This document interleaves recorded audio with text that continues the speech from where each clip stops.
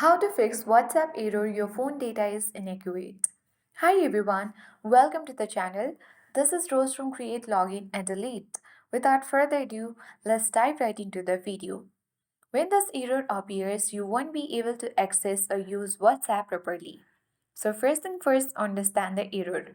The error occurs when your phone's date or time is incorrect. WhatsApp relies on the correct date and time settings to work properly. To fix this, first of all, you have to open settings on your phone. Scroll down, tap additional settings, tap date and time. And here you can notice that automatic date and time and automatic time zone are turned off. You simply need to toggle the button on for both of the options. And once it is enabled, your phone will automatically adjust to the correct time and date, solving the issue. Now you can open WhatsApp and this error should be gone. And you should be able to use WhatsApp normally again without any problems. So that's all. I hope this guide was helpful.